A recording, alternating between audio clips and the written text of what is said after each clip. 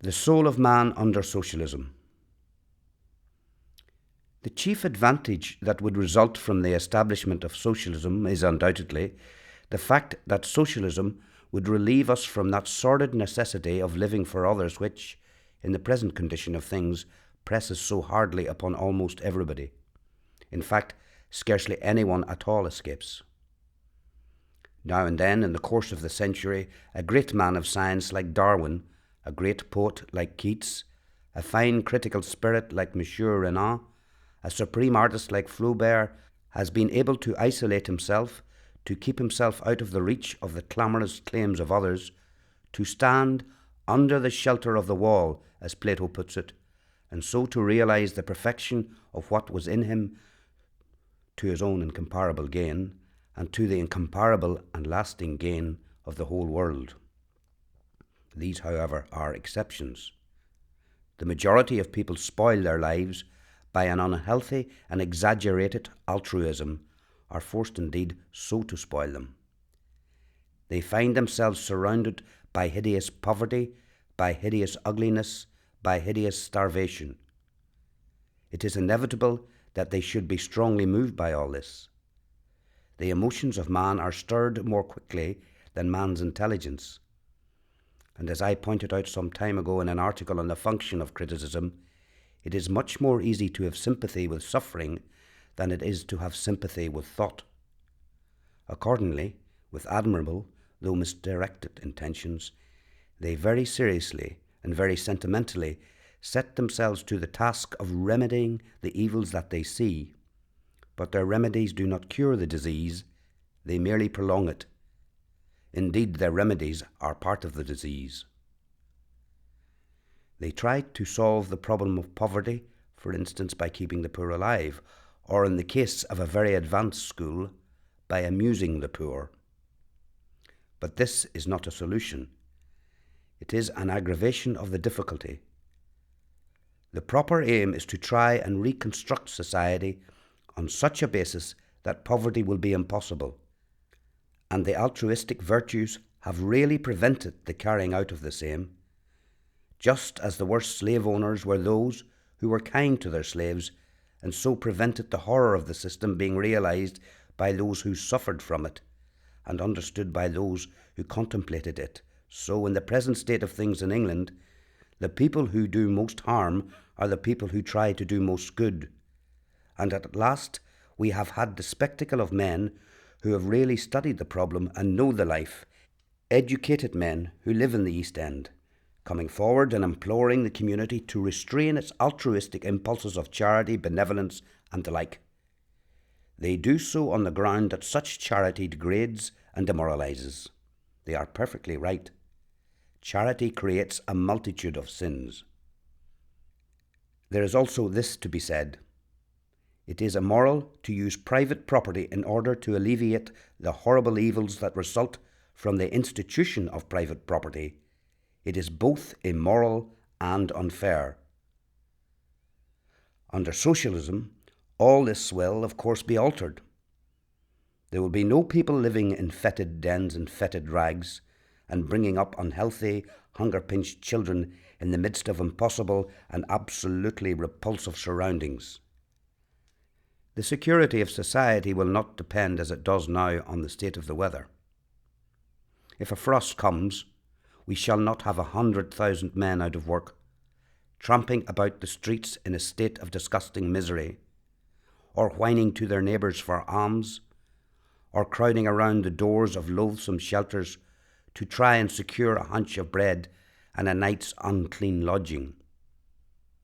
Each member of the society will share in the general prosperity and happiness of the society. And if a frost comes, no one will practically be anything the worse. Upon the other hand, socialism itself shall be of value simply because it will lead to individualism. Socialism, communism, or whatever one chooses to call it, by converting private property into public wealth and substituting cooperation for competition, will restore society to its proper condition of a thoroughly healthy organism and ensure the material well-being of each member of the community. It will, in fact, give life its proper basis and its proper environment. But for the full development of life to its highest mode of perfection, something more is needed. What is needed is individualism. If the socialism is authoritarian, if there are governments armed with economic power as they are now with political power, if, in a word, we are to have industrial tyrannies, then the last state of man will be worse than the first. At present, in consequence of the existence of private property, a great many people are enabled to develop a certain very limited amount of individualism.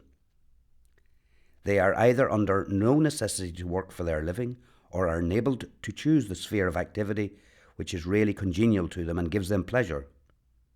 These are the poets, the philosophers, the men of science, the men of culture.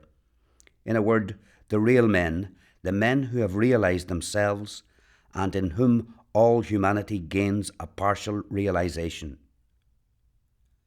Upon the other hand, there are a great many people who, having no private property of their own, and being always on the brink of sheer starvation, are compelled to do the work of beasts of burden, to do work that is quite uncongenial to them, and to which they are forced by the peremptory, unreasonable, degrading tyranny of want. These are the poor, and amongst them there is no grace of manner, or charm of speech, or civilization, or culture, or refinement in pleasures, or joy of life.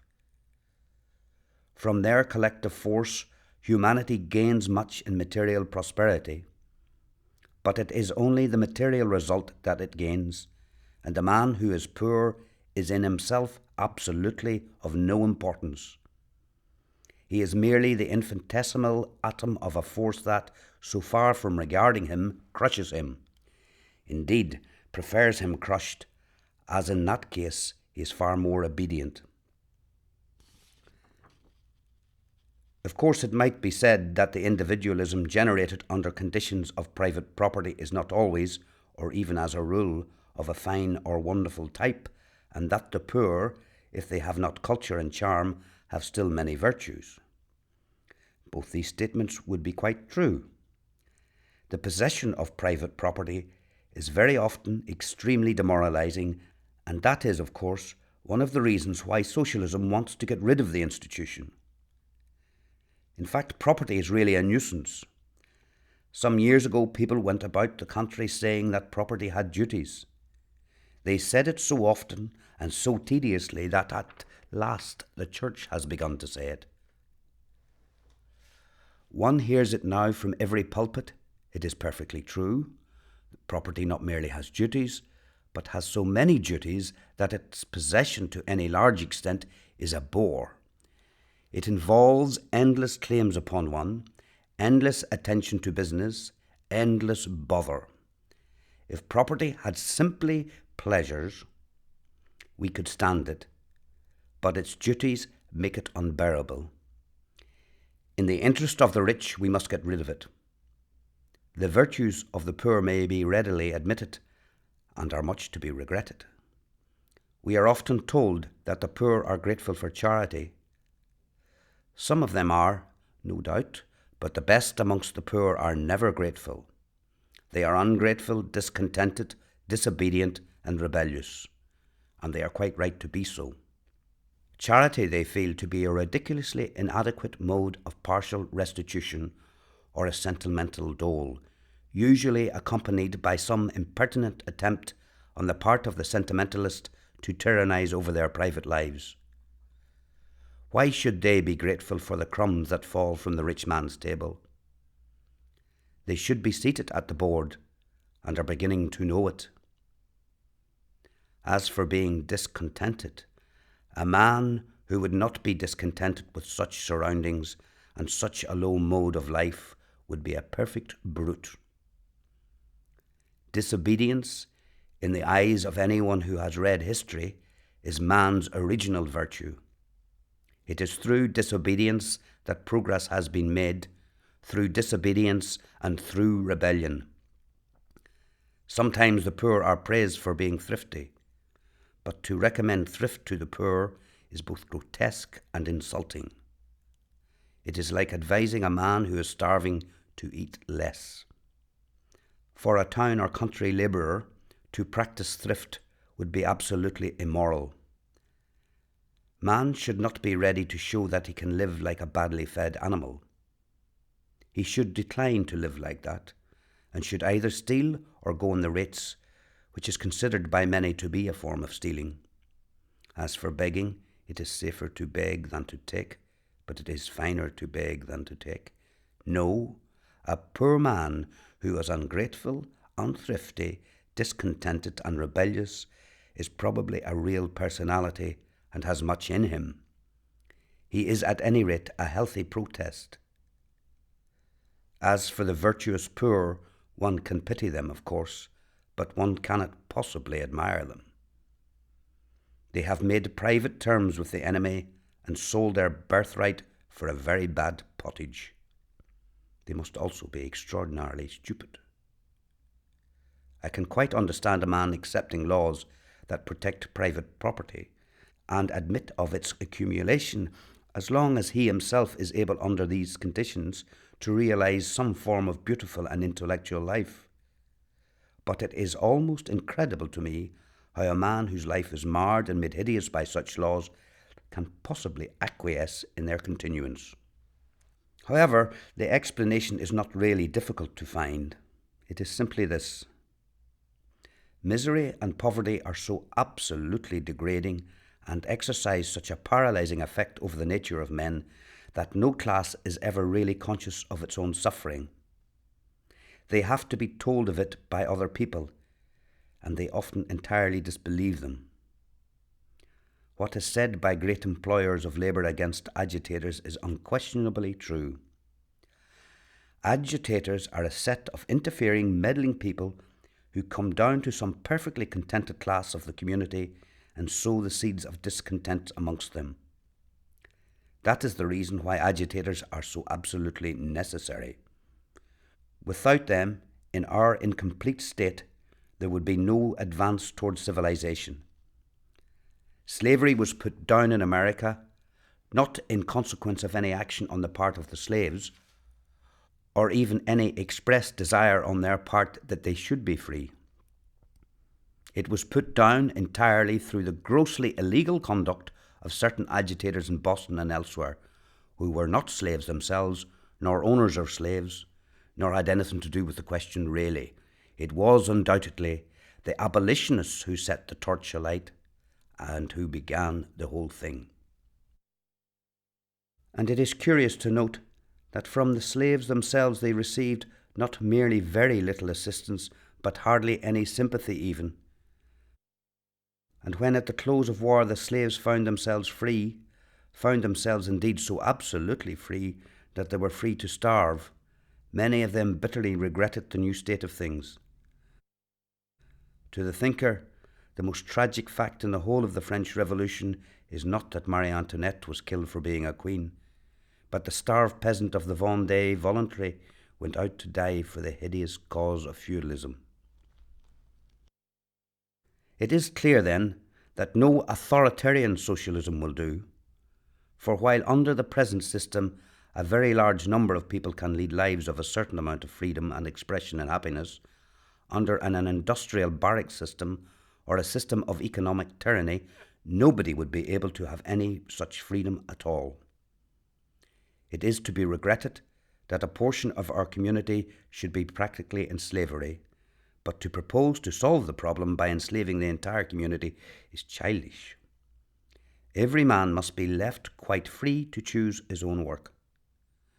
No form of compulsion must be exercised over him. If there is, his work will not be good for him, will not be good in itself, and will not be good for others. And by work I simply mean activity of any kind. I hardly think that any socialist nowadays would seriously propose that an inspector should call every morning at each house to see that each citizen rose up and did manual labour for 8 hours. Humanity has got beyond that stage, and reserves such a form of life for the people whom, in a very arbitrary manner, it chooses to call criminals. But I confess that many of the socialist views that I have come across seem to me to be tainted with ideas of authority, if not of actual compulsion. Of course, authority and compulsion are out of the question. All association must be quite voluntary. It is only in voluntary associations that man is fine. But it may be asked how individualism, which is now more or less dependent on the existence of private property for its development, will benefit by the abolition of such private property. The answer is very simple. It is true that under existing conditions, a few men who have had private means of their own, such as Byron, Shelley, Browning, Victor Hugo, Baudelaire, and others, have been able to realise their personality more or less completely. Not one of these men ever did a single day's work for hire. They were relieved from poverty. They had an immense advantage.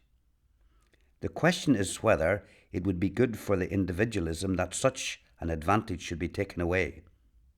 Let us suppose that it is taken away. What happens then to individualism? How will it benefit? It will benefit in this way.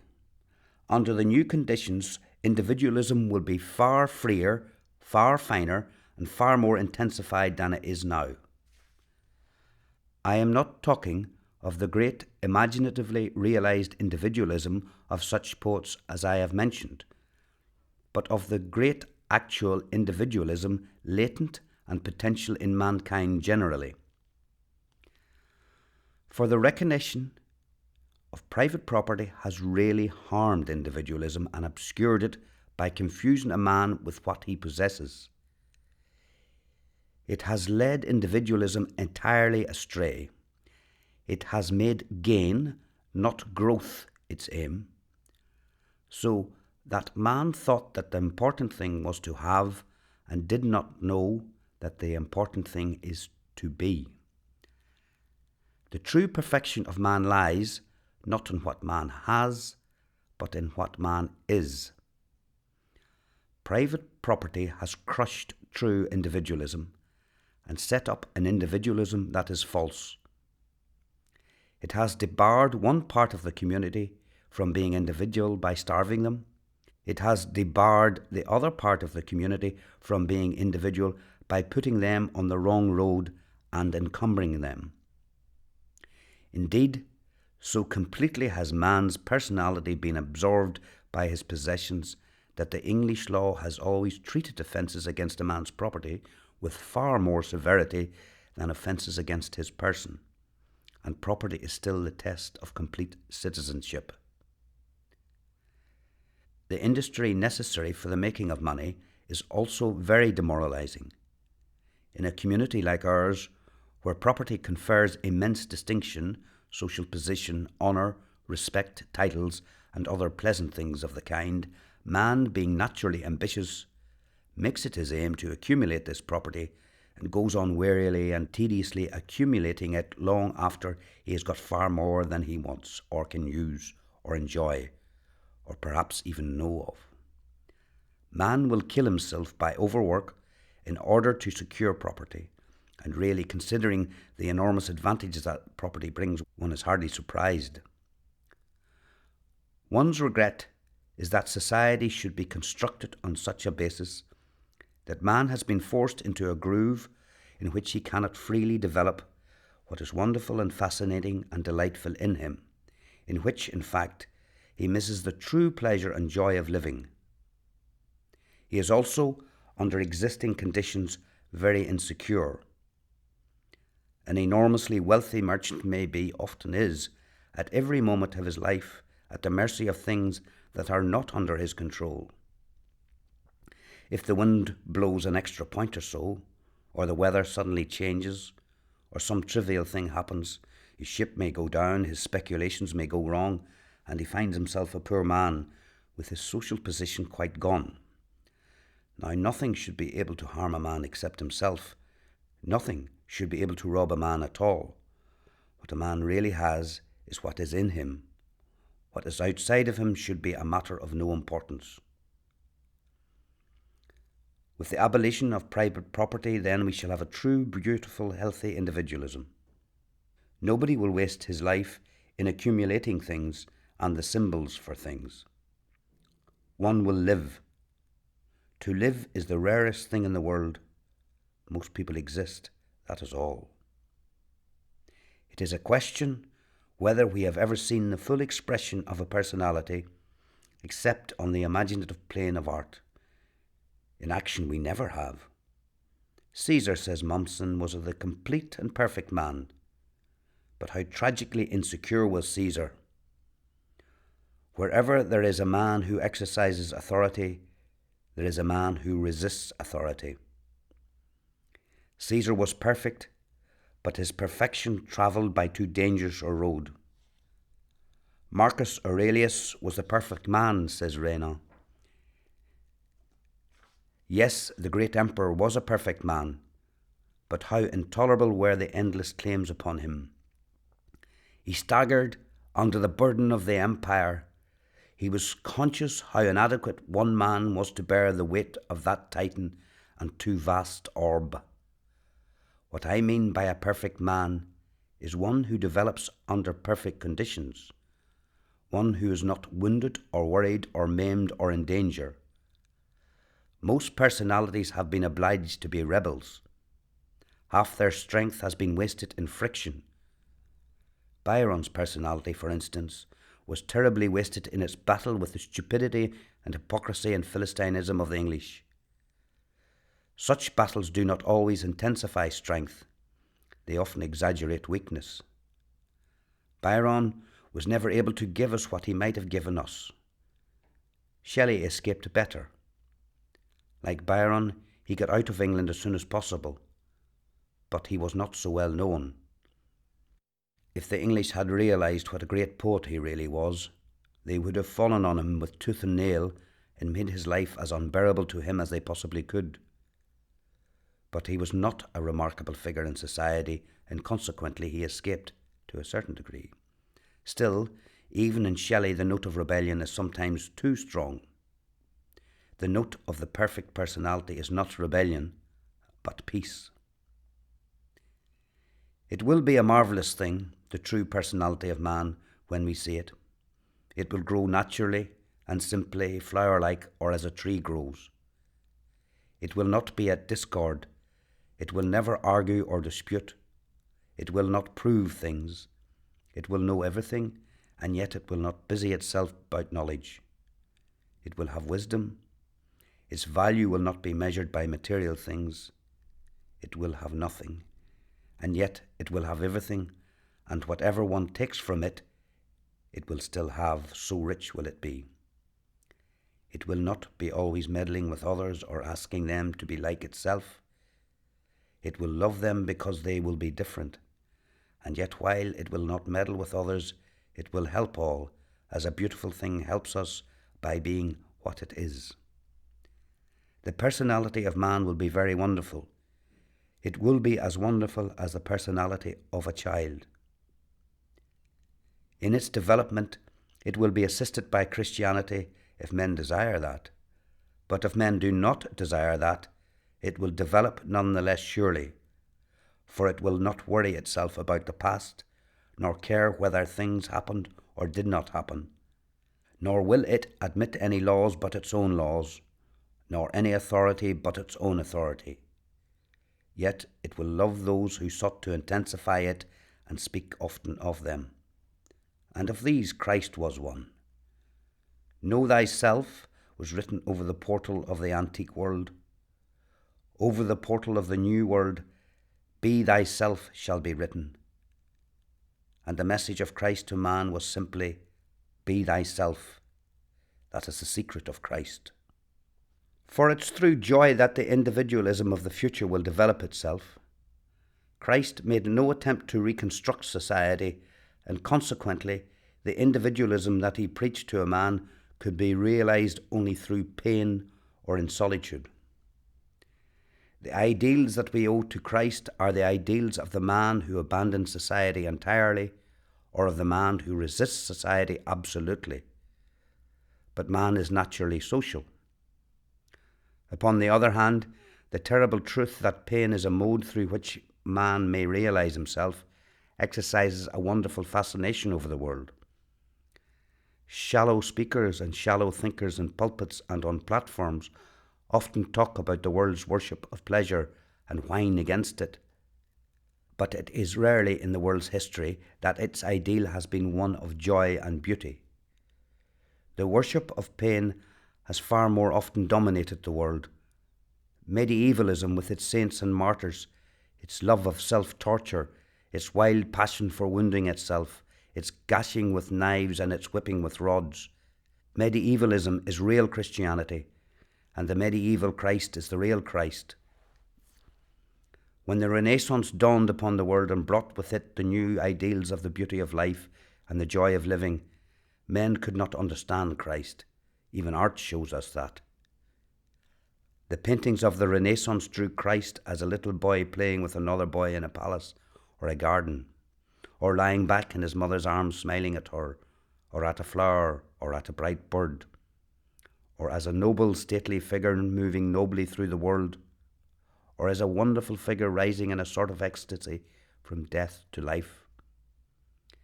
Even when they drew him crucified, they drew him as a beautiful God on whom evil men had inflicted suffering. But he did not preoccupy them much. What delighted them was to paint the men and women whom they admired and to show the loveliness of this lovely earth. They painted many religious pictures. In fact, they painted far too many, and the monotony of type and motive is wearisome and was bad for art. It was the result of the authority of the public in art matters, and it is to be deplored. But their soul was not in the subject. Raphael was a great artist when he painted his portrait of the Pope. When he painted his Madonnas and infant Christs, he was not a great artist at all. Christ had no message for the Renaissance, which was wonderful because it brought an ideal at variance with his, and to find the presentation of the real Christ, we must go to medieval art. There he is one maimed and marred, one who is not comely to look on, because beauty is a joy, one who is not in fair raiment, because that may be a joy also. He is a beggar who has a marvellous soul. He is a leper whose soul is divine. He needs neither property nor health. He is a God realizing his perfection through pain.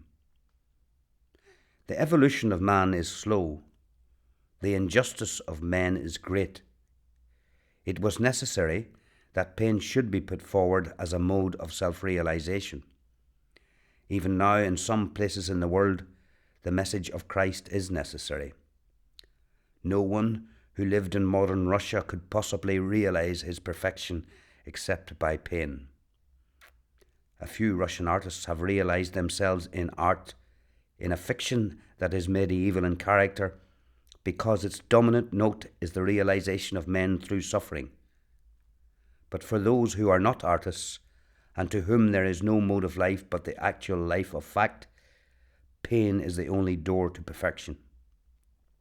A Russian who lives happily under the present system of government in Russia must either believe that man has no soul, or that, if he has, it is not worth developing.